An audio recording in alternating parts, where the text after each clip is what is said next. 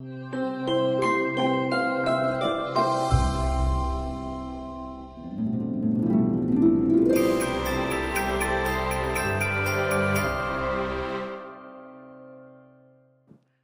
안녕하세요. 지난 시간에 이어서 칭의에 대해서 계속해서 공부를 하도록 하겠습니다. 지난 시간에 이제 칭의에 대한 그 일반적인 서론에 대해서 우리가 이야기를 했고요. 오늘은 이제 칭의의 본질에 대해서부터 시작을 하도록 하겠습니다. 칭의의 본질은 이제 칭의라는 게 무엇이냐, The Nature of Justification에서 칭의가 과연 무엇인가에 대해서 우리가 좀 먼저 생각을 하겠습니다. 첫 번째로 우리가 이제 칭의에 대해서 이야기할 때, 칭의와 이제 죄사함에 대한 이야기를 우리가 해야 됩니다. 왜냐하면 우리가 이제 죄의 용서라고 할 때, the forgiveness of sin하고, 그 다음에 이제 justification하고, 이 두 개를 이제 하나로 보는 그런 학자들도 있고요. 또 이 두 개를 이렇게 구분되는 것으로 이렇게 보는 그런 학자도 있습니다. 어쨌든 우리가 이제 칭의라고 할 때, 칭의는 이제 크게 보면 이제 두 가지로 이루어져요. 하나는 뭐냐면 이제 죄의 용서와 그리스도에 의해 전가, 그죠? 그래서 칭의라고 할 때는 이 죄의 용서와 그리스도에 의해 전가로 이렇게 이루어져 있는데 두 가지죠. 그러니까 죄사함과 전가라고 하는 것이 이제 칭의의 이제 구성 요소입니다. 그래서 이 죄사함과 그리스도에 의해 전가를 이렇게 서로 이제 구분해서 이렇게 보는 경우도 있고요. 아니면 뭐 칭의는 곧 죄사함이다, 혹은 아니면 칭의는 그리스도에 의해 전가다, 이렇게 볼 수도 있고, 학자들마다 조금씩 이제 견해 차이가 있습니다. 근데 본질에 있어서는 뭐 크게 차이는 없지만, 어쨌든 우리가 이제 justification, 이 말하는 이제 칭의, 그러면 칭의는 두 가지가 있는 거예요. forgiveness of sin하고요. 죄사함하고, 그 다음에 이제 그리스도에 의해 전가, 소위 말하는 이제 이제 imputation이라는 이제 이 두 가지가 이제 칭의의 이제 구성 요소예요. 그래서 조신학에서는 보통 이제 칭의하면 칭의의 본질에서는 죄사함과 그리스도에 의해 전가라는 이 두 가지 문제를 이렇게 다루고 있어요. 왜 이런 이야기가 나오냐면, 우리가 이제 예수 그리스도를 이렇게 믿을 때 우리가 이제 죄사함 받잖아요. 근데 죄를 용서함을 받은 것만으로 과연 우리가 하나님 앞에 의롭다 일컬음을 받을 수 있느냐, 요 문제가 이 안에 존재해요. 그래서 죄사함 플러스 의인이라는 이런 선언, 그리스도에 의해 전가를 통한 우리가 정말 의인이 되는 게 이제 필요하다는 거죠. 가령 예를 들어서 어떤 사람이 범죄를 했는데 거기에 따라서 죄를 사면해 주는 것으로 그 사람이 의인이 되느냐, 그것은 아니라는 거죠. 쉽게 말해서 뭐 어떤 사람이 어떤 죄를 저질러서 뭐 징역 10년을 받았다. 그럼 10년을 다 살고 나면 그 사람이 의인이 되느냐? 물론 법적으로는 죄는 없지만 그럼에도 불구하고 그 사람이 의인이 되지는 않는다는 것이죠. 그래서 죄사함 플러스 그리스도에 의해 전가가 이제 우리에게 있어야 된다는 건데, 이 부분에서 죄사함이라는 개념 속에 의해 전가를 같이 넣으려는 그런 학자들도 있고, 또 그냥 그리스도 의해 전가 안에 죄사함이 당연히 포함되어 있다. 그래서 결국 의해 전가의 결과로서 죄사함을 이야기하는 그런 학자들도 있거든요. 아니, 그렇지 않고 이 두 가지는 서로 이제 구분해서 생각해야 된다, 이렇게 주장하는 그런 학자들도 있습니다. 가령 뭐 이제 우리가 알팅이라고도 하고 또 알스테드라고도 하는데, 이제 17세기 개혁주의 신학자입니다. 그래서 알팅이나 하고 나면 발라이우스, 화란 신학자인데, 역시 이제 17세기 이제 개혁주의 신학자들인데, 이런 이제 알팅이나 발라이우스와 같은 학자들은 이 두 개, 그러니까 죄사함과 그리스도의 의해 전가를 서로 이제 다른 부분으로 이렇게 인정을 합니다. 반면에 이제 반델린 같은 사람, 역시 이제 17세기에 이제 정통주의 신학자, 개혁주의 신학자인데, 이 반델린 같은 사람은 이 두 개를 분리된 행동이 아니라 한 대상에 따른 서로 이제 대상에 따른 한 행동의 대상에 따른 차이로 이렇게 보고 있습니다. 그래서 아꼬하고 아드꼬엠 이렇게 이야기하는데, 아꼬라는 것은 이제 뭐로부터 오는 거고요. 아드는 뭐부터 향해서 가는 겁니다. 그래서 결국 칭의라는 건 뭐냐라고 할 때, 죄사함과 그리스도에 의해 전가라고 말할 때 이것은 구분된 게 아니라는 것이죠. 이 두 개는 사실 한 행동의 대상에 따른 차이에 차이에 불과하다 이렇게 이제 주장하기도 했습니다. 곧 하나님께서 우리의 죄를 용서하실 때 그리스도의 의의 전가로 우리를 의롭다 선언하시고 우리를 그리스도의 의로 의롭다 선언하실 때 우리의 죄를 용서하신다라는 겁니다. 그래서 결국 어떻게 보면 동시적 사건이죠. 동시적 사건인데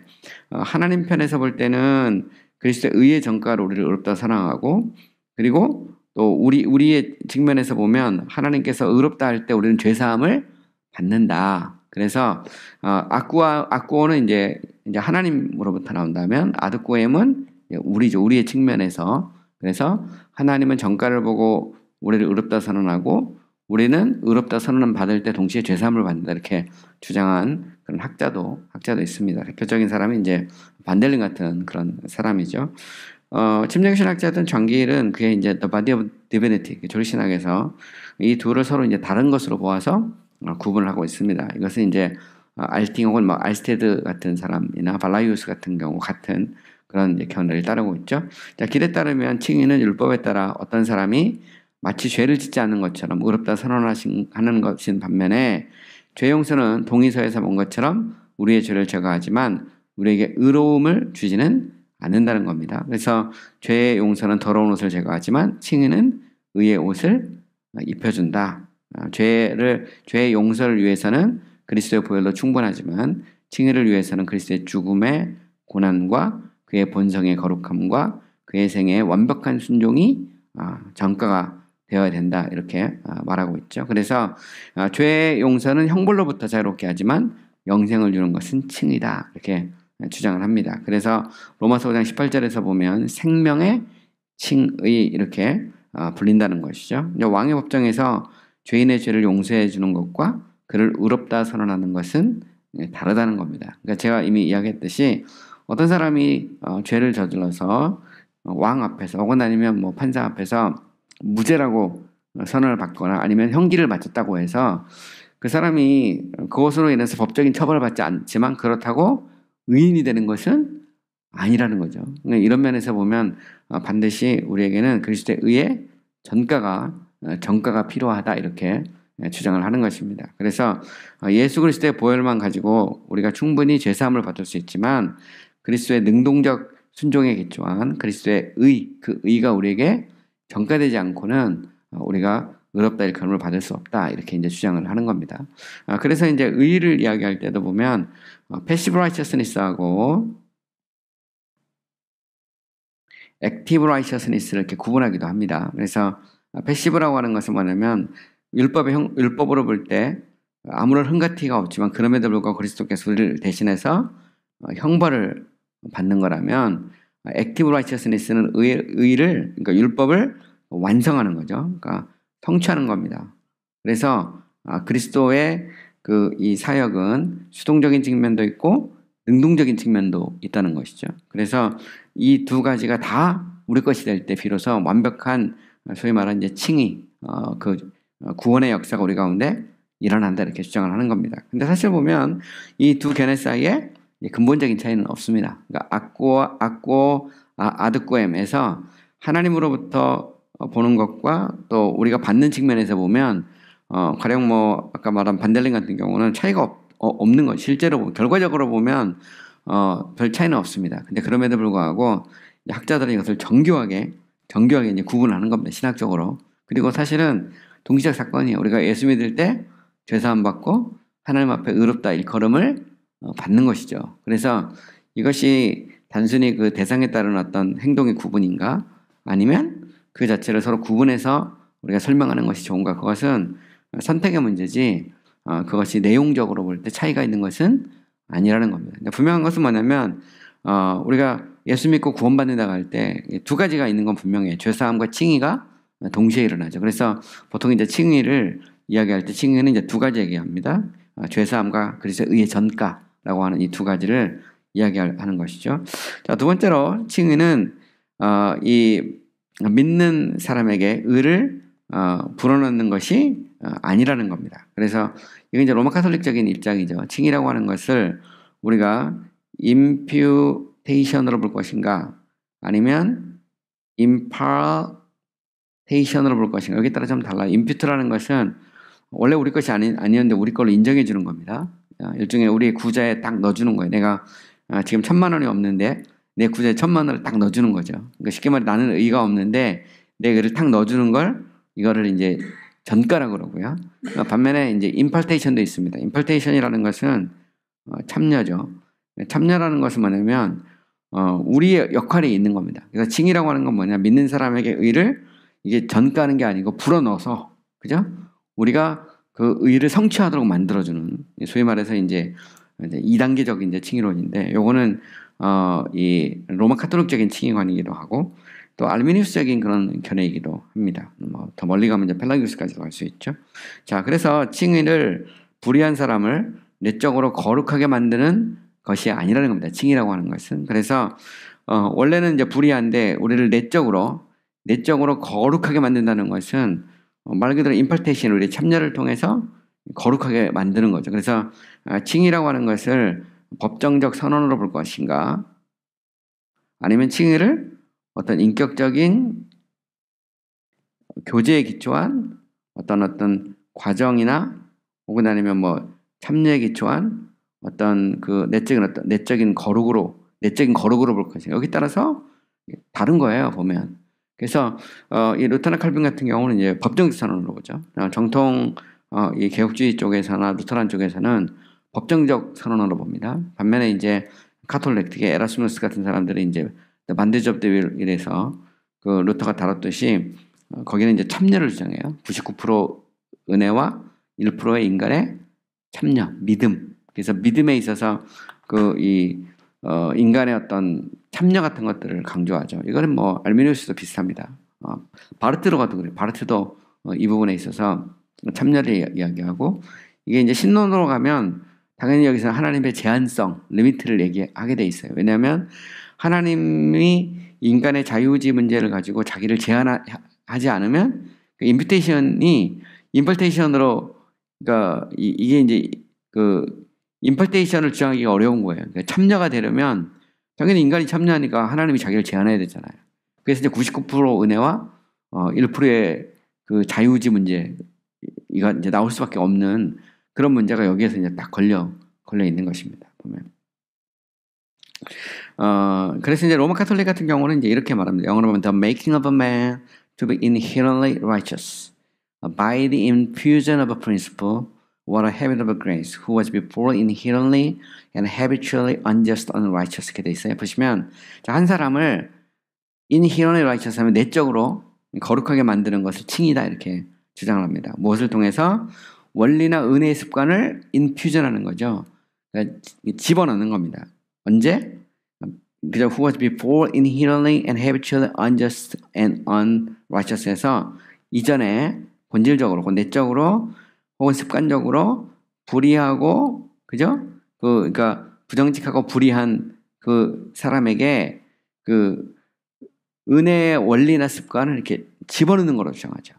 그래서 이제 제가 좀 있으면 더 이야기를 할 건데, 칭의를 이제 카톨릭에서는 the first justification, 제 1칭의와 그 다음에 the second justification에서 1칭의하고 2칭의를 이제 구분하죠. The first justification에서는 원리를 주입하는 겁니다. 2칭의는 이 원리를 갖고 이거를 가지고 이제 성취하는 것이죠. 그래서 칭의라고 하는 건 뭐냐? 그것은 은혜의 습관이나 원리를 우리에게 주입시키는 것이다, 이렇게 주장을 합니다. 그래서 우리가 회개하고 믿을 때 그 믿음으로 말미암아 의롭다 일컬음을 받는 게 아니고, 이런 면에서 보면 그 회개하고 믿는 순간 성령의 역사를 통해서 우리에게 의를 행할 수 있는 어떤 내적인 원리나 습관이 주어지는 것이죠. 능력이 부어진다는 겁니다. 그 능력으로 하나님의 법을 지켜서, 그죠? 의를 성취하는 것, 그것이 칭의입니다. 근데 만약에 이것을 성취하지 못하면 어떻게 될까요? 그러면 연옥으로 가는 겁니다. 그러면 거기에는 무엇이 필요하죠? 보석이 필요한 거예요. 보석이. 쉽게 말해서 우리 안에 메리트, 공로가 필요하죠.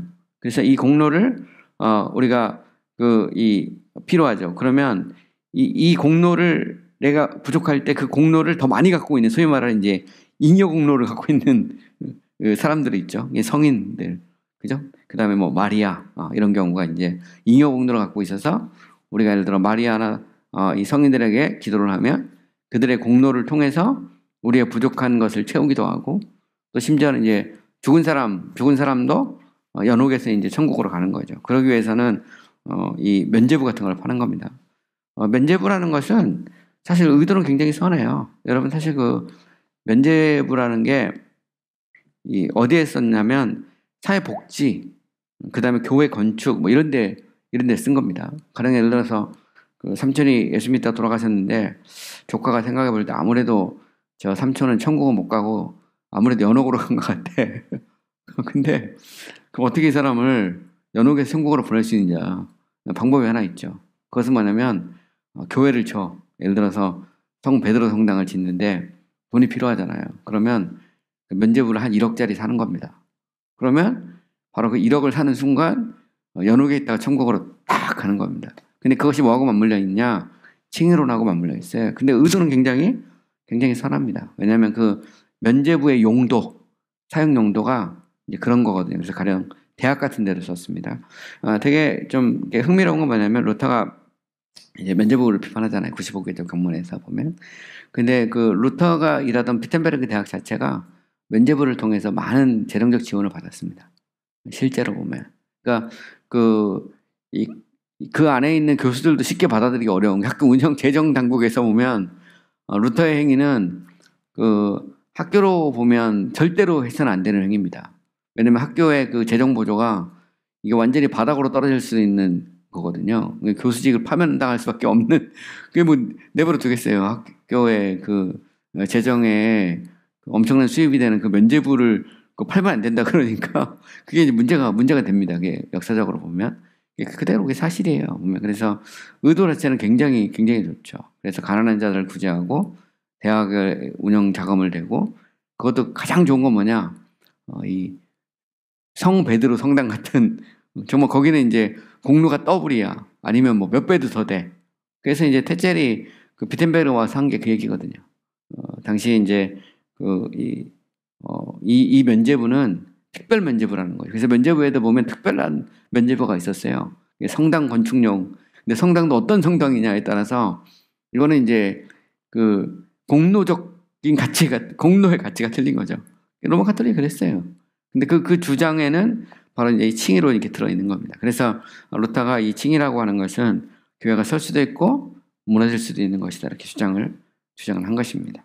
자, 세 번째로 칭의는 하나님이 값없이 주시는 은혜의 행위다. 해서 free, 그죠?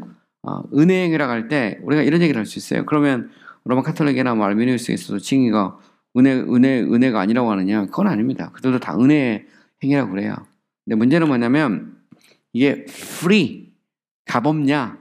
아니면 뭔가 우리가 거기에 좀 기여를 해야 되느냐? 할 때 보면 보통 그렇게 이야기합니다. 이제 에라스무스도 마찬가지인데 하나님의 은혜가 너무 커가지고 인간의 참여라는 것은 거의 보이질 않는다. 근데 하나님이 그걸 귀하게 여기신다. 그렇게 생각하죠. 그게.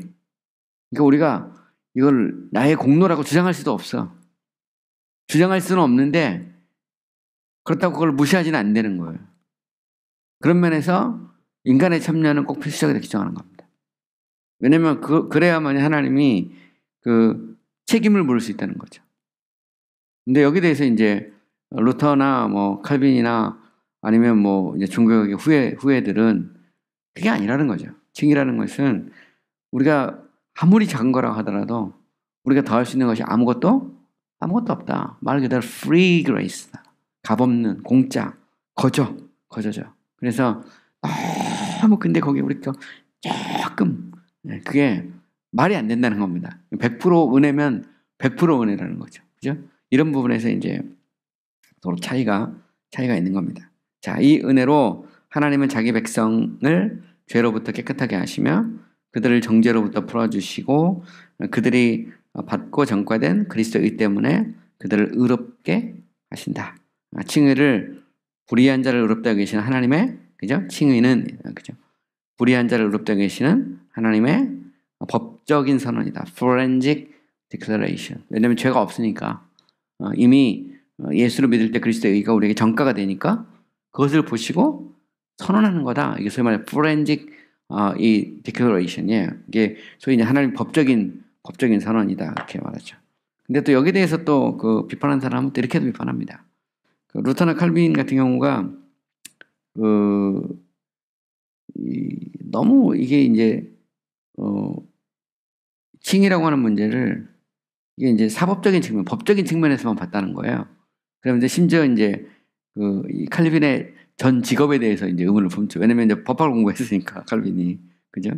그러니까 사실 뭐 그렇게 따지면 루터는 뭐 그 법학도 아니고 수도사였는데 따지고 보면 근데 뭐 제가 그 미국에서 공부할 때 라바슨 같은 사람은 그걸 의심하죠. 그래가지고 이 종교학자들이 이게 법이라는 여기에 너무 이게 경도돼가지고 하나님과 우리 사이의 어떤 인격적 관계, 퍼스널 릴레이션십을 무시했다. 그래서 칭의를 법정적으로 보지 말고 관계적이고 인격적으로 봐야 된다고 주장하거든요.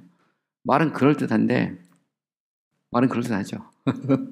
그게 뭐 로마 카톨릭도 그렇게 정했고 그 바르트도 그렇게 정하고 또 거기 따라가는 근데 많은 신학자들이 그걸 그렇게 정합니다. 그리고 뭐 신약에서 이와이 멀린스, WT 카나 이런 사람들 뭐 많죠. 데일 무디 뭐 이런 사람들은 다 주로 신학자들이거든요. 이 사람들은 칭의의 법정적인 것을 여기 대해서 반대하고 퍼스널하고 릴레이셔널하다고 정합니다. 그럼 이게 뭐냐? 이게 사실 너무 카톨릭적 입장하고 뭐가 달라요? 똑같이 같아요. 결국은 이게 알메니우스가 17세기 중반에 알메니우스가 사실은 이걸 다시 픽업한 겁니다.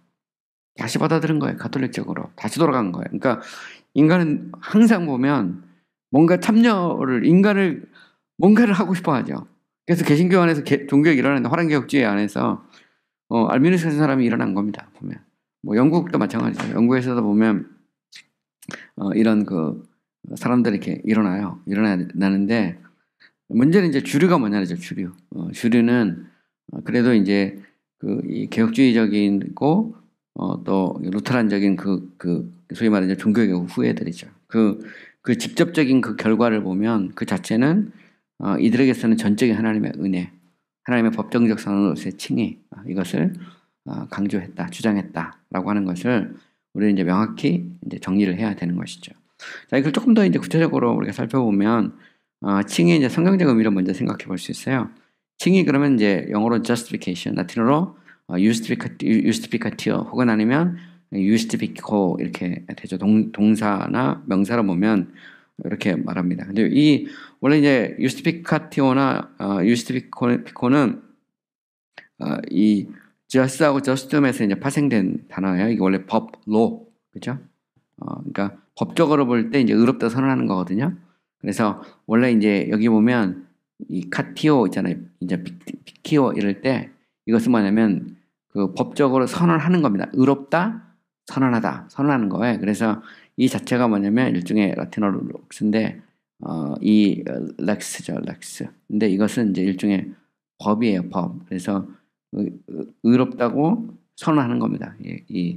그래서 이것은 원래는 일 자체가 법적으로 의롭다라고 하는 것은 일종의 physical operation이나 혹은 infusion보다는 act of jurisdiction을 의미한다는 거. 이것은 jurisdiction이라는 것은 이게 이제 법적인 선언입니다. 법적인 선언. 그죠? 이거는 어떤 물리적 어떤 활동이나 주입이라기보다는 원래 단어 자체가 원래 이 justification, 칭의라고 하는 것 자체가 어떤 의미를 갖고 있냐면 법적인 선언의 행위라는 거죠. 이것을 우리가 이제 알아야 된다는 겁니다. 그래서 원래 이제 라틴어로 보면 이제 RI가 붙으면 수동태인데 의롭다 이렇게 받는 거죠. 이것은 뭐냐면 justus senerii pro justo haberi 이렇게 돼 있어요. 이것은 뭐냐면 원래 sene리라고 하는 것은 평가하다 말입니다. 그래서 의롭다라고 선언하다 평가하다 이런 말이에요. pro justo haberi 그러면 뭐냐면 이 의롭게 된 사람을 의롭다고 선언한다는 그런 의미예요. 그래서 영어로 보면 to be esteemed, accounted or adjusted righteous에서 이것은 일종의 뭐냐면 의롭다고 선언하는 겁니다. 그래서 의로운 자를 의롭다고 선언하는 요것을 이제 칭의라고 그러는 거죠. 그래서 칭의라는 건 뭐냐? 불의한 사람을 의롭다 선언하는 게 아닙니다. 의로운 사람을 의롭다 선언하는 거죠. 그러면 하나님의 눈으로 볼 때 의로워야 되거든요. 근데 하나님의 눈으로 볼 때 우리를 의롭다 할 거리가 우리가 있느냐는 겁니다. 우리가 예수 믿고 만약에 우리 안에 의의 원리가 심겨져 있고 여전히 우리가 불의가 남아 있잖아요. 그러면 우리가 그것을 하여튼 과정을 통해서 우리가 의롭다 하려면 칭의라고 하는 것은 우리가 예수 믿을 때 일어난 사건이 아니라는 거예요. 그럼 칭의는 언제 이루어지느냐? 쉽게 말해서 성화가 완성될 때 영화의 과정에서만 의롭다 일컬을 받는 거죠. 그러면 우리가 죽을 때까지 마지막 죽는 순간까지 내가 하나님 앞에 의롭다 일컬을 받을지 안 받을지 모르는 거예요. 그러니까 내가 천국에 갈지 지옥에 갈지 아직도 몰라. 가톨릭적으로 말하면 내가 연옥에 갈지 천국에 갈지 나도 모르는 거죠. 구원의 확신이라는 것은 의미가 없는 겁니다. 왜냐하면 끝까지 가봐야 돼. 끝까지. 근데 칭의라는 것은 그게 아니라는 겁니다. 법적으로 판사가 무죄 하면 그걸로 끝나야 되는데 안 끝나. 판사가 너 앞으로 계속 자 이제 지금부터 너는 이제 이 죄사함을 받고 의롭다 할 걸 받을 거니까 응? 근데 요거는 네가 학이 달렸어. 앞으로 네가 의롭게 살면 그리고 옛날에 잘못한 것까지 다 상쇄할 정도 되면 그러면 너는 이제 완전히 이제 면제가 되는 거고 그렇지 않으면 너는 면제가 안 되는 거야. 이거가 똑같은 거거든요. 그죠? 그러니까 이런 면에서 보면 이제 칭의를 어떻게 해석하느냐는 엄청난 결과가 이게 나오게 되는 겁니다. 근데 구약 성경에도 이제 제가 직접 뭐 다 하기가 너무 다양하게 힘들어가지고 인용만 쭉 했는데 구약에서도 여전히 포렌식한 의미로 사용하고 있고요. 그 다음에 신약에서도 역시 마찬가지라는 것이죠. 그러니까 성경에서 보면 이 칭의라고 하는 것을 이제 법전적 의미로 성경에서 구약이나 신약이나 공이 쓰고 있다는 겁니다. 그래서 결국은 마지막에 가면 이제 성경 갖고 싸우는 거잖아요. 주석하는 거잖아요. 그래서 결국은 이제 성경하고 싸우는데 루터의 반대접대를 읽어보면 반대접대 위에서도 루터가 하는 게 뭐냐면 나중에 성경 주석을 합니다. 성경 구절을. 그러니까 에라스무스는 이렇게 해석했는데 요거는 이게 아니고 요런 의미다. 그러면서 결국은 이제 주석을 통해서 이제 마지막 싸움을 합니다. 왜냐하면 종교의 모토는 결국 이제 솔라 스크립트라잖아요. 그죠? 오직 성경입니다. 그러니까 항상 교리적으로 논쟁이 붙으면 마지막은 뭘로 가냐면 성경을 통해서 거기에 대해서 입증을 해야 됩니다. 그럼 도대체 성경이 뭐라고 말하고 있느냐? 여기서 이제 해석, 이제 주석의 문제가 여기서 나오죠. 그래서 해석의 싸움을 하는 거예요. 해석을 통해서 결국 이제 싸움을 하는데 문제는 뭐냐면 해석에도 신학이 들어가요. 어떤 신학을 갖고 있느냐에 따라서 성경 본문을 보는 눈이 달라집니다. 이게 달라져. 이게 신학이 되게 중요하죠. 그래서 제가 이제 성경론에서 이미 얘기했는데 우리가 이제 신앙의 유비라는 게 있어요. 아날로기아 피데이라고 해서 그러니까 성서 해석에 있어서 신앙의 유비라는 것은 굉장히 중요합니다. 그래서 The Analogy of Faith에서 신앙의 유비, 아날로기아 피드인데, 그러니까 믿음의 그 눈이라는 것, 이때 믿음이라는 것은 신앙이거든요. 결국 신학이에요. 결국은. 그러니까 아날로기아는 유사성이 있다는 말입니다. 그러니까 신론에서부터 종말론까지 신화가 다 맞물려 있어요. 가령 예를 들어서 내가 칭의에 있어서 인퓨전을 주장하잖아요. 임파테이션. 그러니까 임파테이션을 주장하고 임퓨테이션을 안 받아들여. 그러니까 쉽게 말해서 예수 믿을 때 우리 안에는 은혜의 습관이나 원리가 들어와야 되고 그 성령의 능력으로 우리가 의를 성취해야 된다. 이게 카톨릭적이죠. 이거는 사실 뭐 알미니스적이기도 합니다. 이 견해를 우리가 딱 받아들이면 그걸로 끝나는 게 아니라는 거죠. 그러면 거기에서 이 하나님의 은혜와 인간의 자유의지 문제에 대한 논쟁이 붙게 되고 그러면 그것은 나중에 신론으로 가면 이제 하나님의 전지전능 영원 편재의 수정이 가해지게 되는 거죠. 하나님의 제한성을 얘기하는 거예요. 그래서 결국은 신학에서 들어가면 깊이 들어가잖아요. 그러면 그 제한성이 나옵니다. 그래서 그거를 일관적으로 시스템화 시킨 게 알미니우스예요. 개신교 신학에서는. 그래서 개신교 신학자들을 보면 일관됩니다.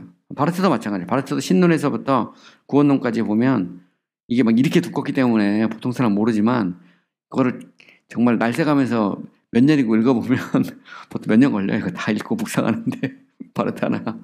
근데 결국은 다 통해 다. 예, 신론에 가면 하나님의 속성론 딱 가면 벌써 거기서 리미트 나옵니다.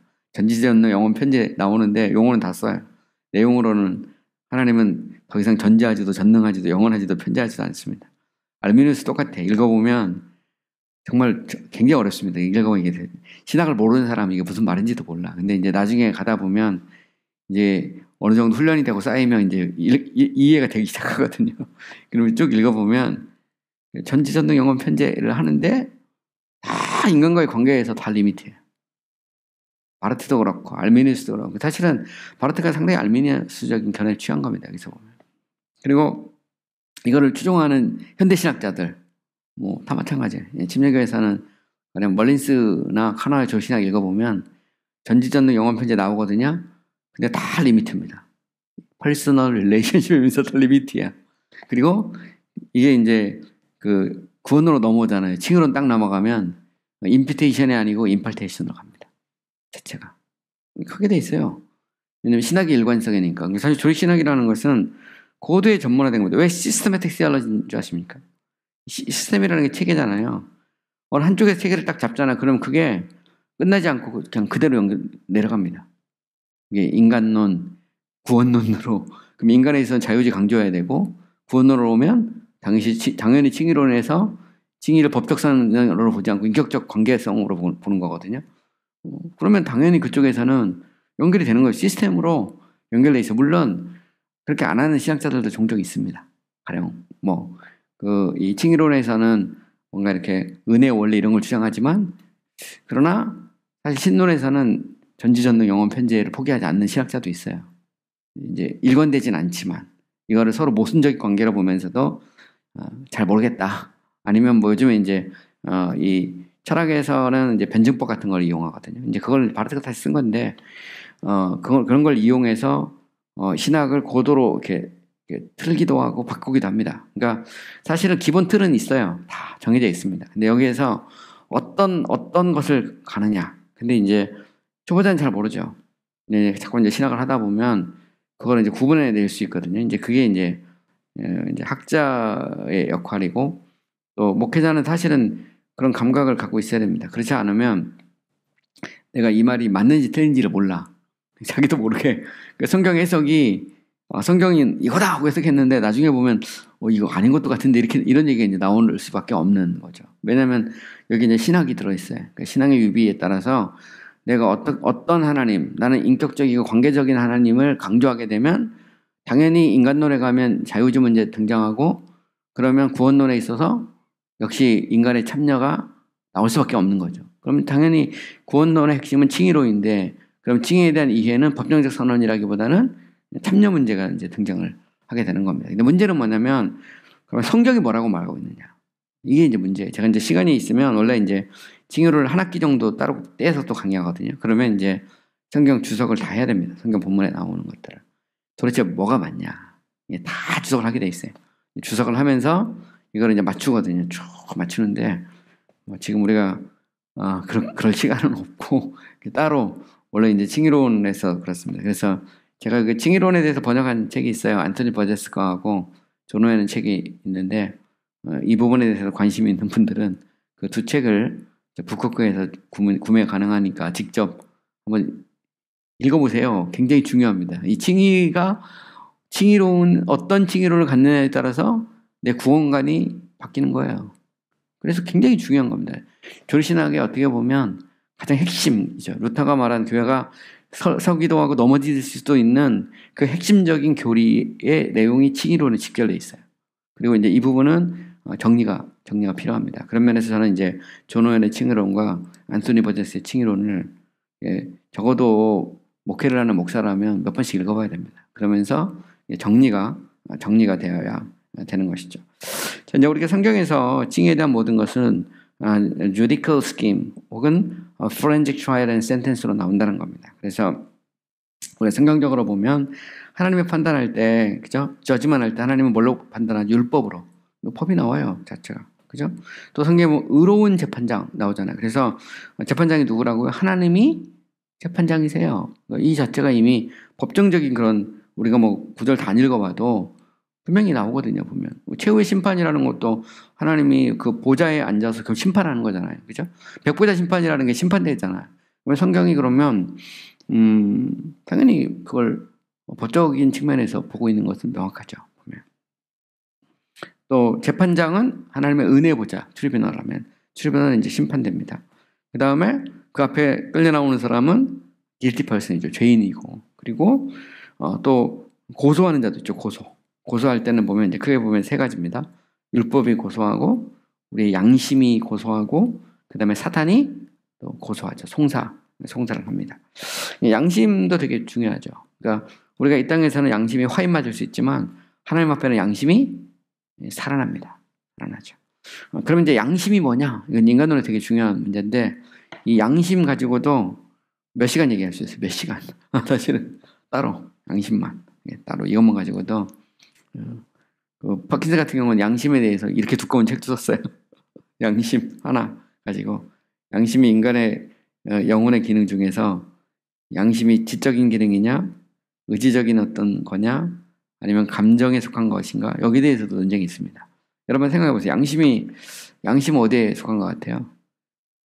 오늘날 뇌과학적 측면에서 보면 양심이라고 하는 것이 뇌에 있는가 아니면 어떤 의지에 있는가 아니면 감정에 있는가.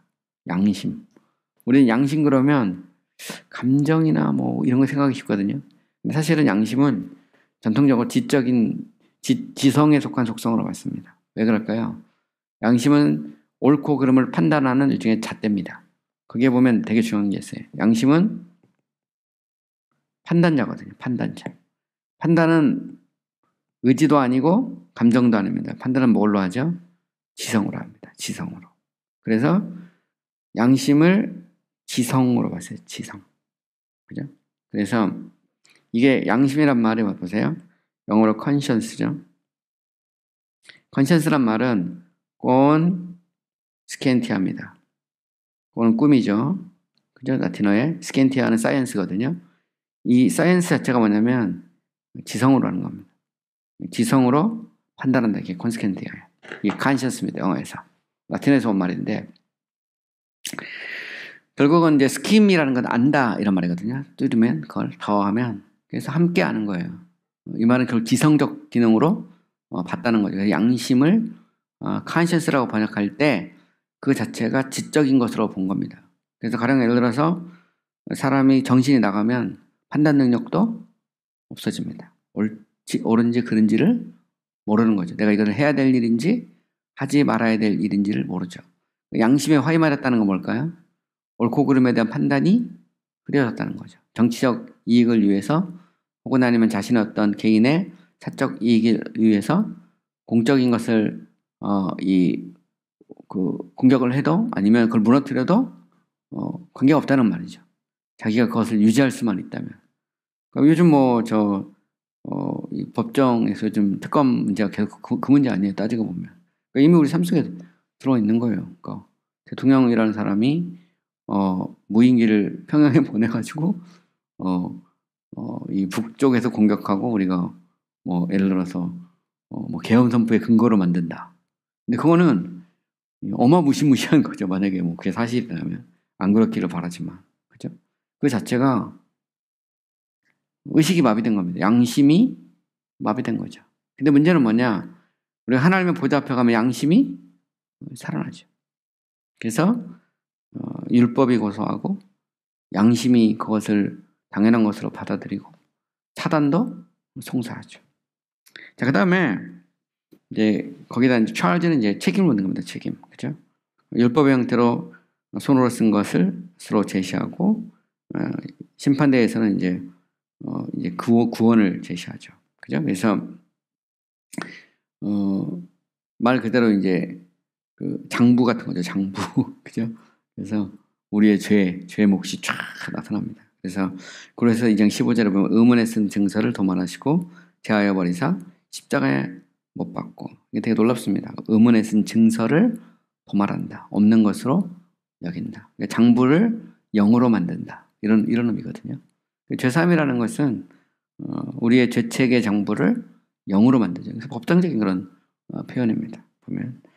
자, 그 다음에 이제 plea라는 것은 뭐냐면 일종의 변호죠, 변호. 뭐 간청 이렇게 번역하는데 This is grace through the blood of Christ, the ransom paid, the atonement made, the eternal righteousness brought in by the surety of the covenant. 하면 언약의 surety는 이제 보증인이죠, 보증인. 언약의 보증인은 누구죠? 예수 그리스도. 그죠? 우리를 위해서 그리스도께서 피 흘리시고 그리스도께서 우리를 위하여 죽으심으로, 그죠?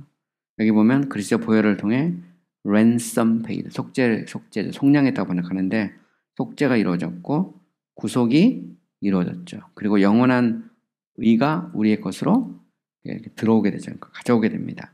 이게 뭐냐? 이게 이제 이 은혜, 그죠?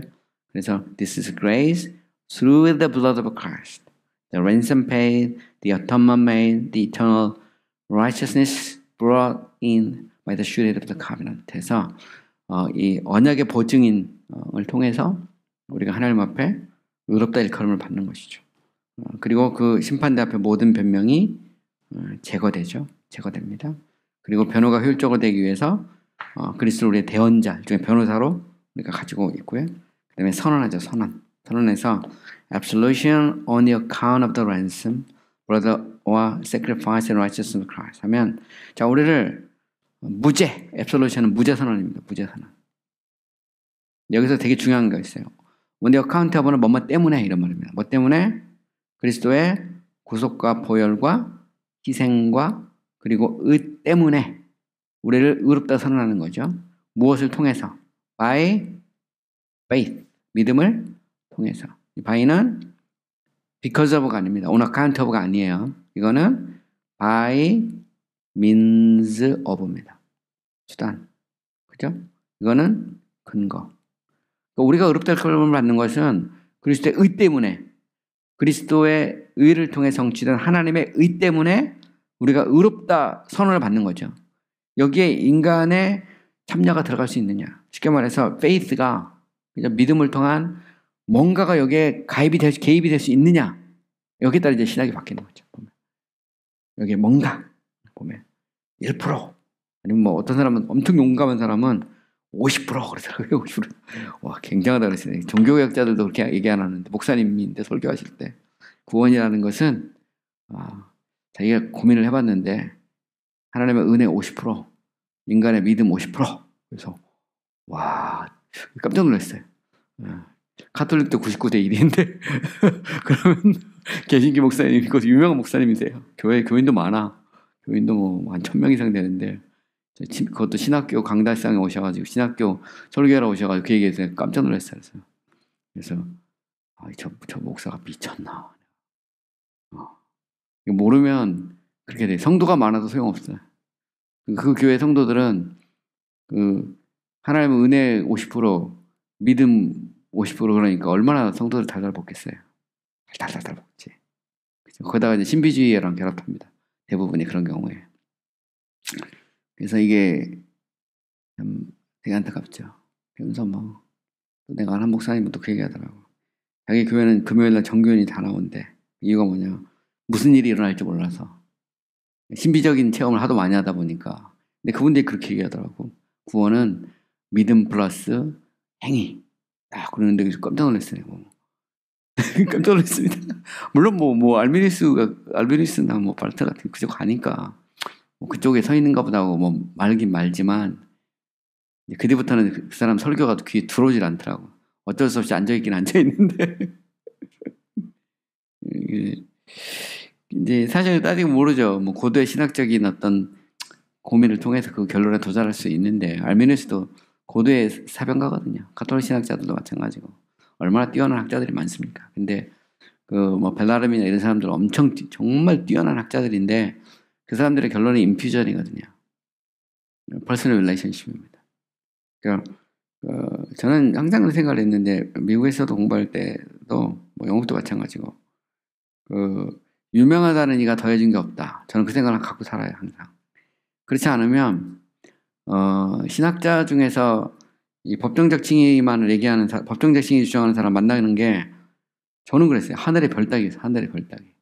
솔직히 미국에서도 그랬고 영국에서도 그랬고, 그런 교수를 만나는 게 정말 가물에 콩납니다. 진짜로. 예. 저는 그 영국에서 지도교수 딱 한 사람, 그 사람은 이제 청교도 전문가니까. 근데 결국 이제 웨스트민스터로 가긴 가셨지만, 제가 볼 때는 외로운 외기러기 같아요. 요즘에는 이렇게 주장하면. 제가 이렇게 얘기하면요, 이게 외기러기 같다니까요. 옛날에 이게 주류인데 요즘에는 이 주류가 아니에요. 물론 뭐 장로교 뭐 합신이나 뭐 이런 고신 가면 뭐 총신도 그렇고. 그런데 가면 이제 외기러기가 아닌데 신학계로 나가면 이게 이제 외기러기가 됩니다. 그만큼 이제 이게 적죠. 따지고 보면. 근데 제가 볼 때는 이게 이제 바로 잡혀야 됩니다. 바로 잡혀야 되고 이런 부분에서 항상 이제 루터가 말한 것처럼 끝없이 이 문제는 도전을 받습니다. 그렇지만 이거는 교회가 살기도 하고 무너지기도 하는 굉장히 중요한 그런 교리다라는 것을 우리가 이제 알아야 되죠.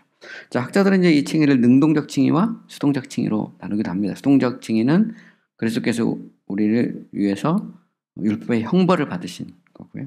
능동적 칭의는 율법을 지키고 완성한 겁니다. 그래서 칭의라는 것은 이 두 가지가 다 우리에게 이제 그 정가를 통해서 이루어지죠. 그래서 우리의 나쁜 것은 전부 그리스도께로 가고 그리스도의 좋은 것은 전부 우리 것이 되는, 그게 소위 말하는 이제 능동적 칭의와 수동적 칭의 이렇게 나눠서 설명을 하기도 합니다.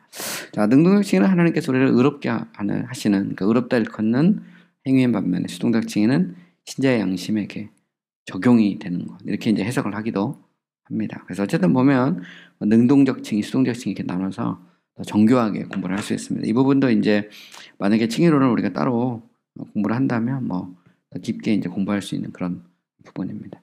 자, 세 번째로 이제 칭의의 원인 혹은 아니면 저자에 대해서 우리가 생각을 해보려고 합니다. The cause of justification 혹은 아니면 the author of justification. 자, 칭의의 원인들에 대해서 우리가 좀 살펴보면 칭의의 moving cause, 쉽게 말해서 이걸 뭐 이게 추발이라고도 이렇게 한자어로 볼 수도 있는데, 무엇이 그죠? 하나님으로 하여금 우리를 의롭다 일컬음을 일컫게 하느냐, 그죠? 무엇이 하나님으로 하여금 의롭다 선언하게 하느냐? 우리 안에 있는 1%라도 뭔가 우리의 어떤 행위를 보고 의롭다 하느냐? 아니면 100% 하나님의 은혜냐? 그죠? 이게 이제 다른 겁니다. 종교학자들에 의하면 이것은 100% 하나님의 은혜죠. 반면에 가톨릭에 따르면 에라스무스나 이런 사람들이나 뭐 트렌트 종교의 쪽에 따르면 99% 은혜와 1%의 인간의 믿음을 얘기할 수밖에 없습니다. 근데 물론 은혜라고 얘기해. 근데 한참 읽어보면 뭐가 또 나와. 보면 뭐가 나옵니다. 이제 그것 자체도 은혜라고 그러죠. 1%를 허락하는 것도 은혜라고 그럽니다. 아무것도 아닌데 왜 이것을 그렇게 해? 그래서 그래서요. 어떤 분은 이렇게 얘기합니다. 우리 천국 가면 우리가 하나님 앞에 하나님 100% 당신의 은혜입니다. 하나님 은혜가 아니면 내가 옆에 섰습니다. 그럼 하나님이 이렇게 말한다는 거야. 아니야 네가 한 거야. 하나님이 이렇게 말한다는 거예요. 서로 끌어안고 감격한다는 겁니다. 이게 맞는 것 같은데 잘 생각해 보세요. 그죠? 우리가 하나님의 은혜입니다 이렇게 말했는데 아니야 네가 한 거야. 생각해 보세요. 그게 인격적 관계입니다. 거기서 말하는. 되게 신기하죠, 보면. 근데 저는 이렇게 생각합니다. 칭의를 통해서 우리 안에 하나님과 인격적 관계가 맺어지죠. 근데 이 인격적 관계라는 것은 나의 참여를 통한 인격적 관계가 아니고 하나님의 은혜를 통한 인격적 관계가 만들어지는 거죠. 인격적 관계를 무시하는 게 아닙니다. 정통 신학이라고 해서. 그건 결과지, 그게 원인은 아니라는 거죠, 보면. 그래서 이게 신학의 정의를 내릴 때 되게 중요해요, 신학의 정의가. 신학이 하나님을 하는 학문이냐, 아니면 여기에 관계를 집어넣을 것인가. 머린슨을 읽어보면 신학은 하나님과의 관계일 동시에 하나님과 우리의 관계다 이렇게 말해요. 관계가 멋있죠, 우리는. 멋있는데 문제는 이 관계라는 것이 자유지랑 맞물리면서 이게 참여로 들어가 버리거든요. 이게 이제 우리가 좀 고민이 되는 그런 요소가 이 속에 들어있는 거예요, 보면. 자체가. 그렇죠? 어쨌든 뭐 저는 이제 적어도 그러니까 정통주의 관점에서 지금 계속 수업을 하는데, 자, 그것은 하나님의 주권적 은혜, 그러니까 칭의는 하나님의 주권적 은혜이며 호의이며 선하신 뜻이다. 그래서 주권적이라는 말도 되게 중요하죠. 하나님은 구원할 자를 구원하죠. 이건 하나님의 영원한 선택에 기초합니다. 선택에서도 알메니스는 조건적 선택론이죠. 믿을 줄 알고 선택도 절대적인 선택이 아닙니다. 그죠? 그래서 이게 시스템이에요. 다 연결돼요. 보면 그러니까 선택도 절대가 아니에요. 구속은 어떠냐? 구속도 보편이야. 그래서 그리스도의 구속도 우리의 선택에 따라서 여러 개 나타날 수도 있고 안 나타날 수도 있어. 그죠? 그리스도의 성취는 모든 사람이 구원받을 수 있는 잠정적인 성취야. 그것은 완성으로서의 성취가 아닙니다. 그죠? 알메니스는 그걸 잠정적인 걸로 봐요. 그게 이제 카톨릭적인 견해야, 가면. 그것도 물론 이제 아퀴나스는 이쪽으로 가면 카톨릭이라고 해도 카톨릭도 비아 안티쿠아 쪽, 소위 토미스트 쪽은 그렇지 않습니다. 정통주의에 가까워요. 근데 이제 이쪽 스코트스 쪽 그냥 중세 후기로 오면 이제 이쪽으로 오면 이제 소위 이제 펠라기우스주의로 가거든요. 이쪽으로 오면 그래서 이제 참년이 이런 얘기가 막 나오는 겁니다. 보면 그래서 카톨릭 신학이 다 똑같은 건 아닙니다. 그 안에서도 보면 이제 주류가 이제 그쪽으로 형성됐죠. 종교개혁 이후에 트렌트 종교회 하면서 주류가 그쪽으로 이제 카톨릭이 형성이 된 거고, 그죠? 물론 뭐 그 안에서도 신학자마다 좀 다릅니다. 보면 차이가 있어요. 앵글리칸도 요즘 보면 완전 정통주의 신학자도 있고, 말티안도 있고, 완전 리버럴도 있어요. 보면 이 앵글리칸 안에도 뭐 침례교도 보면 학자들마다 스펙트럼이 좀 다양하죠.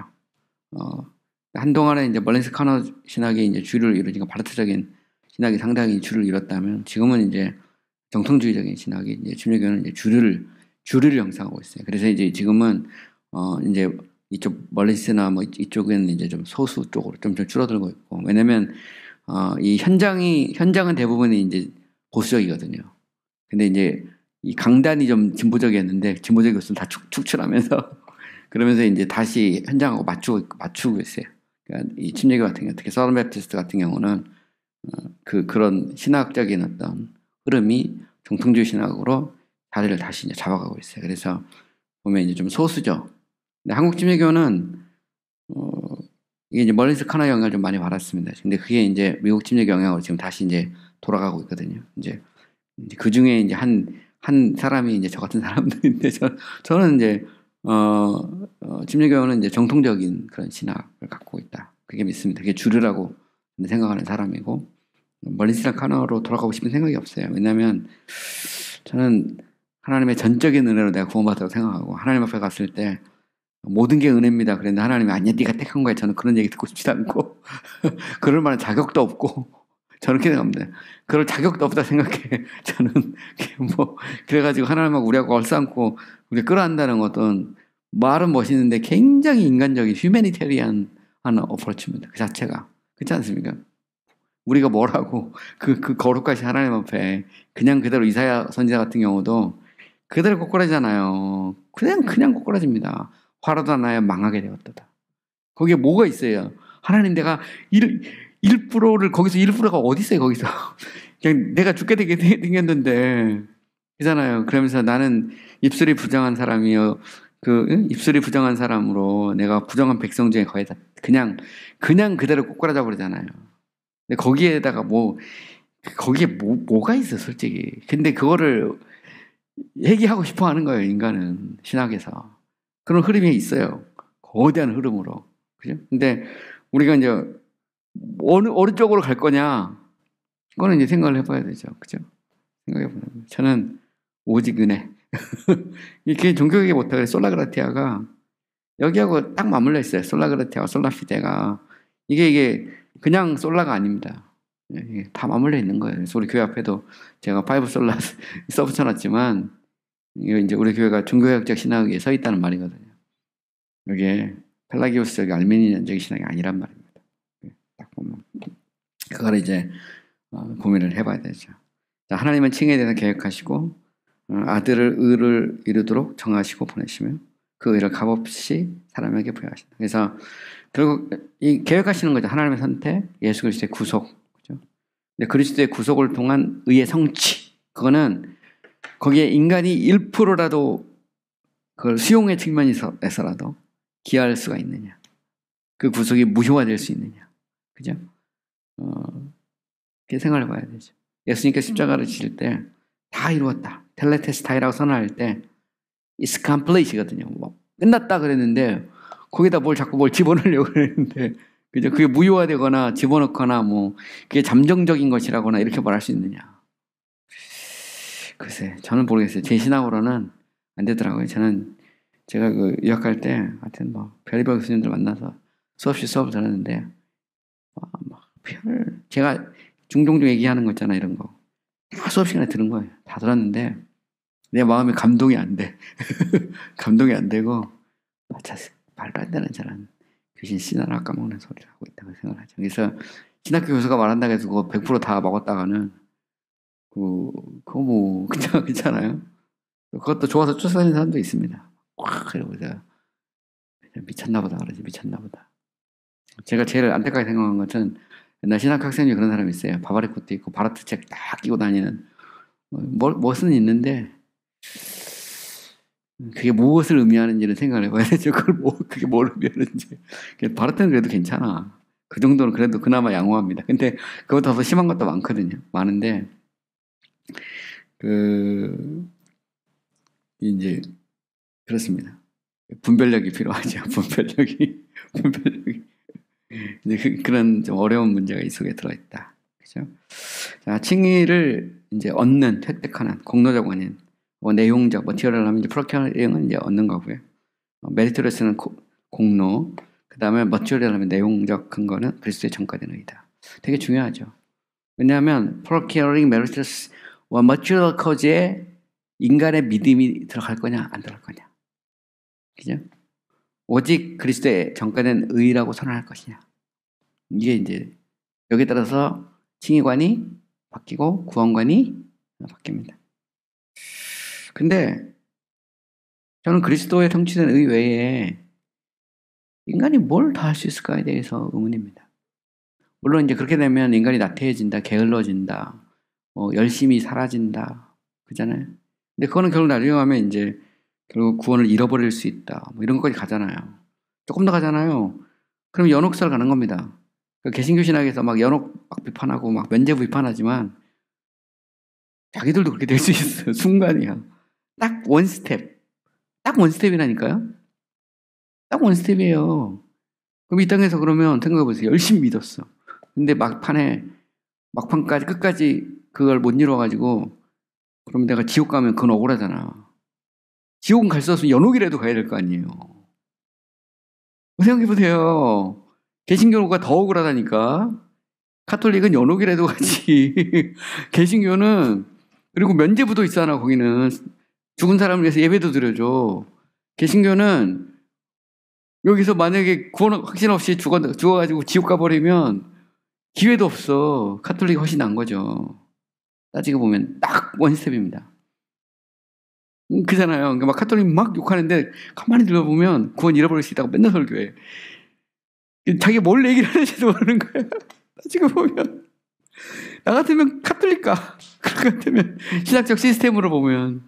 그잖아요. 거기 세컨 찬스가 있어요. 개신교는 세컨 찬스도 없어. 그러니까 막 무조건 밀어붙이는 거예요. 막 거기다 신비주의 집어넣고. 그러면 얼마나 그게 비극적인 얘기입니까? 그죠? 차라리 그러면 카톨릭 하면 날 위해서 죽은 자를 위해서 미사도 드려주고 뭐 할 수 있잖아요. 공로도 잉여 공로도 있고. 근데 개신교는 그것도 없다면서. 우리가 이제 생각을 안 해봐서 그래. 깊이 생각해 보면 이런 문제도 이 속에 들어있다 하는 걸 아셔야 되죠. 근데 잘 보세요. 의롭다 하시는 이는 하나님이다. 하나님을 의롭다 할 때 100% 그리스도의 성취된 의인가? 아니면 여기에 우리의 뭐가 들어가야 되나? 이게 이제 계속 생각을 해보셔야 돼. 이게 이제 굉장히 중요합니다. 성경은 뭐라고 말하고 있을까? 그죠?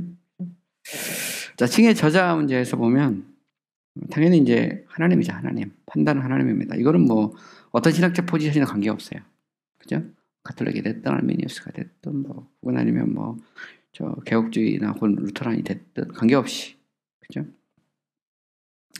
분명한 건 뭐냐? 하나님은 의가 없이는 우리를 판단하지 의롭다 하지 않는다는 겁니다. 이것도 굉장히 재밌어요. 이것도 제가 좀 더 수많은 이야기가 이 속에 들어있습니다. 하나님의 의가 없이 우리를 의롭다 판단할 수 있느냐?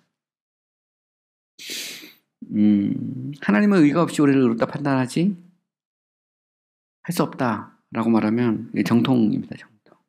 토마스 아퀴나스나 어거스틴 같은 경우는 다 마찬가지죠. 의가 없이 하나님을 우리를 의롭다 판단하지 못한다는 겁니다.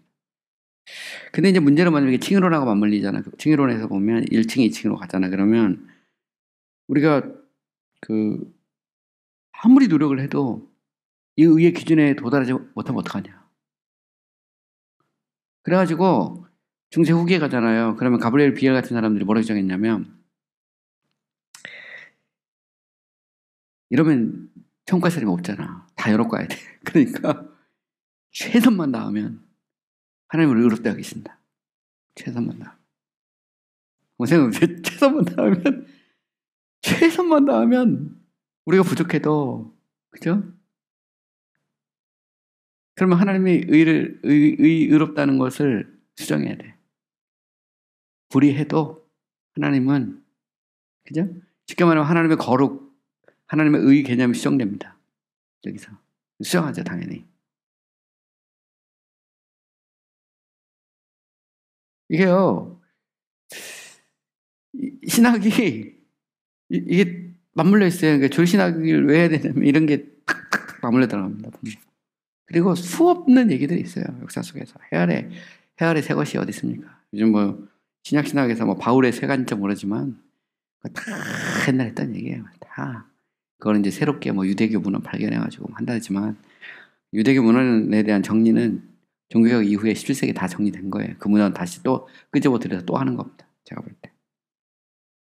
근데 어쨌든 하나님이 의로운 재판장이라 할 때 하나님은 의가 없이 우리를 의롭다 할 수 있느냐? 할 수 있다? 없다. 있다? 없다. 없다는 정통적인 거고 있다? 있을 수 있어요. 가톨릭에서. 가령 뭐 중세 후기 그런 이쪽 비아 모데르나 쪽에선 할 수 있다고 그랬어요. 최선만 다하면. 루터가 고민한 게 뭔지 아십니까? 바로 이것 때문에 씨름했어요. 루터가 칭의관에 도달하기 전까지 스타피스 만나서 맨날 한 얘기가 옵니다. 최선 다하는데 나는 아무리 내가 노력을 해도 도저히 안 되겠습니다. 그리고 어디까지가 최선인지 나는 모르겠습니다. 그래서 하루 8번씩 미사 드리고 한 겨울에 그렇잖아요. 그 맨바닥에서 막 벌벌 떨며 자고 그 다음에 로마에 가서 그 비아 돌로로사 있잖아요. 십자가 위에. 그래서 여기 무릎으로 피 흘려가면서 올라가고 했는데 양심의 자유가 없어. 보면. 근데 개신교가 자꾸 걸로 다시 돌아가려고 그래. 자꾸 보면 생각을 해보세요. 그런 것도. 자, 하나님의 법은 그가 판단하는 규칙이며 그 법이 사람들에 의해 파괴되었으나 그런 일을 통해 그들을 의롭다 하신다. 판단의 기준은 이제 법이죠. 법. 하나님의 법을 하나님이 이 법을 타협할 수 있다. 그러면 당연히 의개념도 수정되죠. 그죠? 타협할 수 없다 그러면 결국은 의를 성취하지 못하면 그것이 뭐 전가된 의든 아니면 인퓨전을 통한 참여된 의든 그잖아요. 그죠? 의롭지 못하면 끝이다. 그러면 이제 방법은 없습니다. 안 되면 연옥이라도 만들어야 돼. 면죄부도 만들어야 되고. 지옥으로 보내는 것보단 나아. 내가 옵션이 없잖아. 죽으라고 예수 믿었는데 헌금하고 11조하고 그잖아요. 놀러도 못 가고 했는데 보면 바울이 말하잖아요. 바울이 내가 부활이 없으면 내가 세상에서 제일 불쌍한 사람이라고. 근데 구원받지 못하고 지옥 가면 그래서 지옥 가는 그리스도인 그런 책도 있어요. 그 말이 얼마나 모순적인지 아십니까? 변승우가 쓴 것 같은데 지옥 가는 그리스도인 그게 말이 됩니까? 근데 알미니스 신학에서는 가능해요. 지옥 갑니다. 그리스도인이라고. 이사닥의 그리스도인이죠. 근데 참 그리스도인, 정통주의 신학에서 그리스도인이 지옥 간다는 건 그건 말이 안 돼. 말 자체가 말이 안 돼. 구원이라는 것은 하나님의 영원한 선택과 예수 그리스도의 구속과 성령의 인침을 통해서 이루어지는 건데, 구원을 잃어버린다는 것은 하나님의 선택도 예수 그리스도의 구속도 성령의 인침도 다 무효화된다는 겁니다. 다 무효화된다는 거예요. 인간이 노력을 못해서 그것도 말이 안 돼. 근데 그 말이 안 되는데 신학에서는 고도의 정교한 시스템으로 들어와 있습니다. 그런 책들이 부지기수에 부지기수. 목사님들 중에서도 아직도 그거 믿는 사람들 많아. 제가 아는 목사님들도. 생각을 해봐야 되죠. 자, 하나님의 법을 어기는 죄는 그를 향해 범하는 것이며 그를 미워하는 것이지만 그는 그들을 의롭다 하신다. 당연하죠. 하나님을 향해 범하는 거고요. 네 번째, 의롭다 하시는 분은 하나님이시다.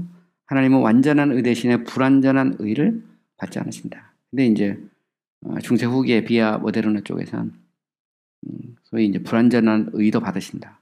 최선만 다하면 이런 이제 주장도 있었어요.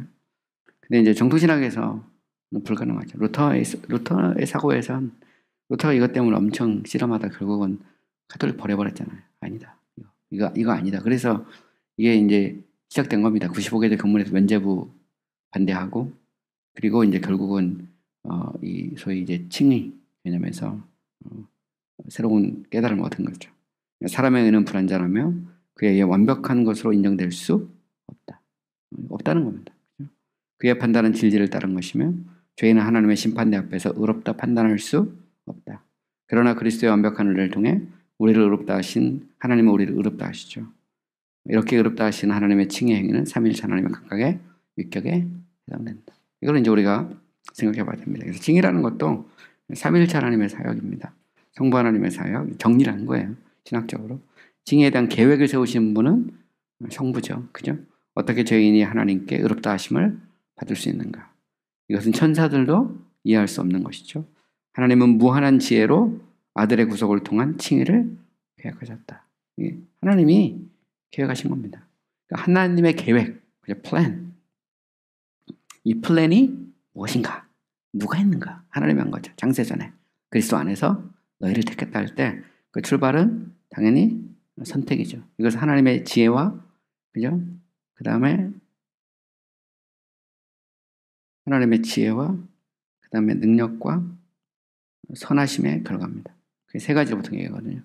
지혜는 방향을 결정하고, 아무리 지혜가 있어도 능력이 없으면 안 되죠. 파워가 있어야 되고 실행할 수 있는. 그리고 이것은 하나님의 선하심의 결과입니다. 그죠? 그래서 이걸 통해 하나님의 영광을 받으십니다. 자, 어쨌든 이제 성부는 이제 계획을 세우고 또 때가 되었을 때 이 계획을 실행하기 위해서 아들을 보내시죠. 아들을 보내시는 분은 성부입니다.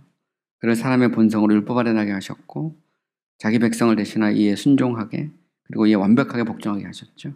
그는 그들 죄된 육체의 죄된 육체의 모양으로 보내시고 그들의 죄를 그에게 전가시키시고 그를 죄에 대한 희생제물이 되게 하시고 그의 고통과 죽음을 통해 율법의 형벌을 받게 하셔서 율법의 모든 의가 그들 안에서 성취되게 하셨다. 그들은 그에 의해 그죠?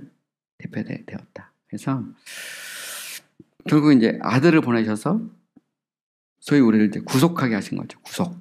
그죠? 이걸 누가 있는데 성부 하나님께서 하신 겁니다.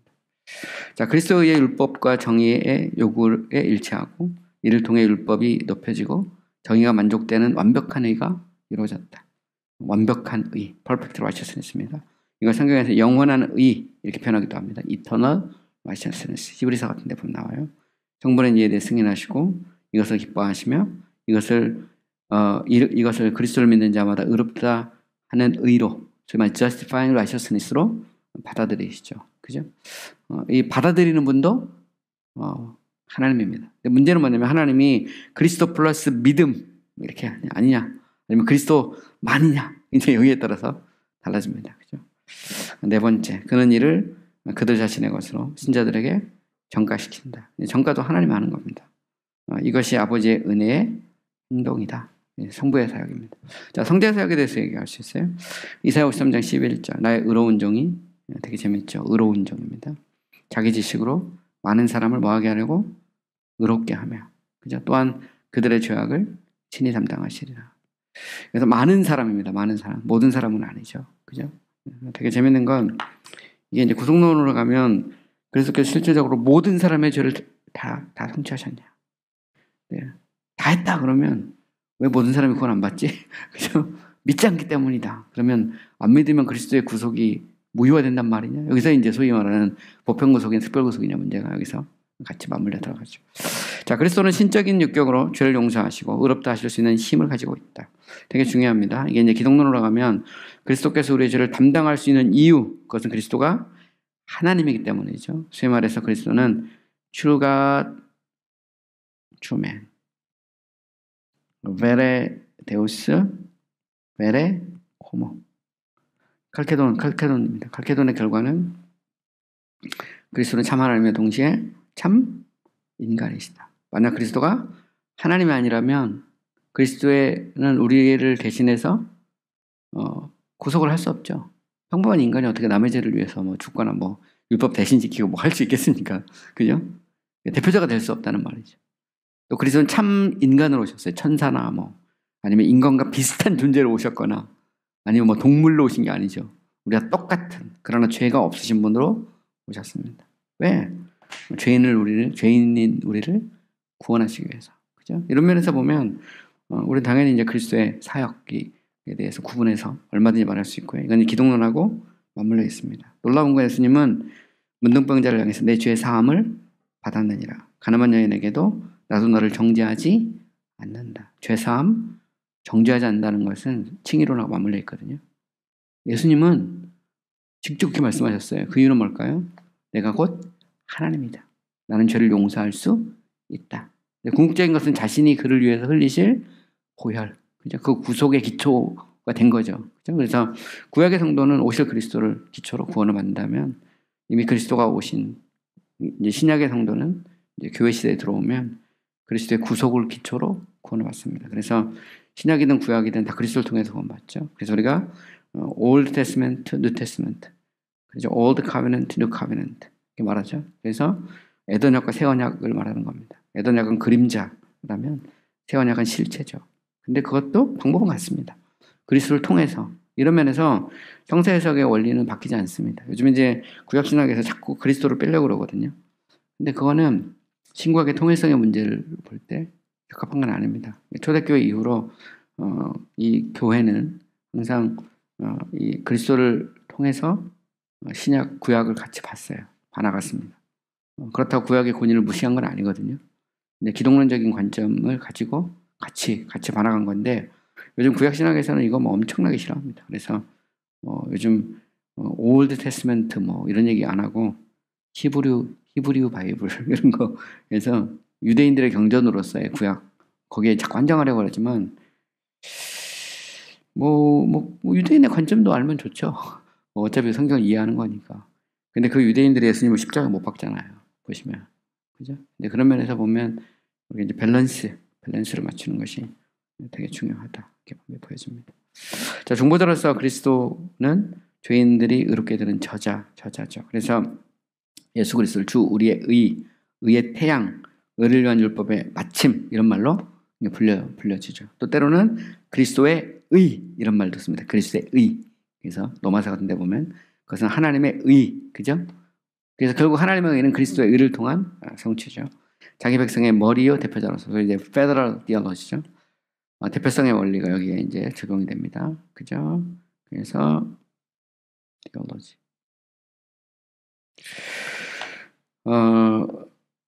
우리는 그리스도 안에서, 그죠? 아담 안에서 이 정죄를 받은 것처럼 두 번째 사람 아담은 그리스도 안에서 우리가 의롭다 일컬음을 받습니다. 그 부분을 우리가 이제 정리를 한 거고요. 이제 기독론에서는 뭐 이미 다 한 겁니다. 자, 그리스도는 자기 백성을 위해 의를 성취하셨을 뿐만 아니라 실질적으로 그것을 그들에게 부여하시고 그것으로 그들을 입히신다. 여기 보면 자기 백성, 그죠? 이게 되게 중요합니다. 그래서 그 예수 그리스도는 결국 자기 백성을 위해서 오신 것이죠. 자, 그리스도의 의는 믿음에 드러나고 믿음으로 그의 의는 받아들여지기 때문에 신자들은 믿음으로 의롭다 일컬음을 받는다 이렇게 말하죠. 그래서 믿음은 수단입니다. 칭의의 수단. 때로는 도구 이렇게 표현하죠. 이뿐 아니라 의와 믿음은 그리스도에게 속하죠. 그죠? 그는 믿음의 대상일 뿐만 아니라 믿음의 저자요 완성자죠. 그래서 이 예수 그리스도는 저자고 처음에 스타터도 되시고 또 마지막 끝나는 피니셔도 되십니다. 자, 성령의 사역까지 하고 마치겠습니다. 그는 사람들에게 의에 대해서, 그의 의의 부족에 대해서, 그들 자신의 의의 연약함과 불완전함과 불충분함에 대해서 깨닫게 하시죠. 그들의 의라고 불릴 수 있는 것을 전혀 가지고 있지 않으며 그들이 그것보다 더 나은 의를 가지고 있지 못하다면 자신들이 결코 천국에 들어갈 수 없다는 것을 깨닫게 하신다. 성령의 역할이 뭐냐? 성령의 역할이 우리 안에 99% 은혜 주시고 1%는 스스로 능력 있다는 걸 알게 하는 거냐? 아니면 너는 아예 의가 없다. 너는 가망성이 없어. 라고 선언하는 거냐? 그걸 깨닫게 하는 거냐? 신학이 확 달라집니다. 거기에 따라요. 그죠? 자, 그는 그리스도의 의를 말씀의 사역을 통해 외적으로, 그죠? 외적으로는 말씀을 통해서, 내적으로는 은혜의 조명을 통해서 그리스도의 의를 깨닫게 하시죠. 그래서 우리가 이 성령의 조명, 이걸 이제 illumination 그렇게 말합니다. 성경의 기록은 이제 소위 말하는 inspiration이죠. 영감이고요. 이 성령의 감동으로 성경이 기록됐는데 우리가 설교할 때 성령께서 역사하셔서 빛을 비추시죠. 그래서 우리의 죄를 깨닫고 그리스도의 의를 받아들이도록 만드는 게 성령의 역할이죠. 이걸 성령의 인침 이렇게 표현하기도 합니다. 그래서 에베소서 같은 데 보면 나오죠. 그래서 그리스도의 충만함과 영광과 적합함과 자신들의 벌거벗은 영혼들을 가리고 자신들을 정죄와 사망에서 건져내고 자신들을 하나님 앞에서 의롭게 하고 자신들을 하나님 보시기에 받아들일 수 있도록 하고 자신에게 영생을 부여하기에 그것이 얼마나 완벽한지 율법과 정의의 모든 요구에 얼마나 적합하고 적절한지 보여주시죠. 그래서 우리 자신의 그런 형편없음, 부족함뿐만 아니라 그리스도의 의의 그 완전함, 충만하심, 영광 그것을 동시에 보도록 하는 거죠. 그죠? 그래서 성령은 우리는 낮추고 그리스도는 높이고 그래서 소위 말하는 의에 줄이고 목마른 자는 배부르게 되죠. 왜냐하면 그것은 내 안에 의가 없다는 것을 깨달았을 때 비로소 그리스도의 십자가를 바라보게 되고 나를 대신해서 죽으시고 의를 성취하신 그리스도를 받아들이게 되는 거거든요. 이걸 누가 하는 거냐? 성령께서 하시는 것이죠. 자, 그는 깨닫고 확정된 사람들한테 믿음을 불러일으키고 그리스도의 의를 보게 하시고 그 영광과 탁월상을 보게 하시죠. 그것을 승인하고 열망하고 붙잡고 자신들을 의롭다 하시는 의로 받아들이게 하죠. 그러므로 믿음은 하나님의 사역이고 곧 성령의 사역이죠. 이러면 정통신학에서 믿음은 하나님의 선물입니다. gift. 그죠? 선물이에요. 그래서 믿음의 뭔가 우리의 어떤 참여의 수단으로서의 어떤 그 원인적 근거가 될 수 없다는 거죠. 믿음은. 그것은 오직 그리스도, 그리고 성령의 역사. 그죠? 그래서 우리가 하나님의 선택과 예수 그리스도와 성령의 인침 이렇게 정리를 할 수가 있는 겁니다. 그래서 믿음의 영이라고도 불리죠. 왜냐하면 성령께서 역사하실 때 우리 안에 믿음이 생겨나거든요. 그죠? 그래서 소위 말하는 이제 구원받는 믿음, 이 세이빙 페이스는 오직 성령의 역사를 통해서 일어난다라는 것을 이렇게 정리를 해야 됩니다. 자, 그는 그들의 영들에 증거하여 그들의 그리스도에 의해 관심을 가지게 하고 이에 의해서 그죠? 이 의롭게 되도록 하시죠. 그는 칭의 선언을 그들의 양심에 하거나 그들의 그리스도의 이름으로 의롭게 되었다고 선언하십니다. 그래서 이것이 성령의 역사입니다. 우리 영들에게 우리 심령에 역사하는 거죠. 그래서 이제 성령의 역사입니다. 자, 다음 시간에는 우리가 이제 칭의 내용에 대해서 이야기를 하겠어요. 이제 칭의는 되게 이제 내용도 많고 중요하기 때문에 한 3번 정도에서 다음 시간이면 거의 끝나지 않을까 생각이 되는데요. 우리가 이제 칭의를 하게 되면 우리가 이제 그리스도의 연합, 양자 이런 문제도 있고, 그다음에 우리가 다룰 게 이제 성화 그리고 성도의 견인, 영화 이 정도면 이제 거의 이제 조신하게 이제 구원론이 끝나게 됩니다. 하여튼 부지런히 해서 이번 학기 끝내보려고 하는데 가능하면 끝내도록 하겠습니다. 네, 수고 많이 하셨습니다.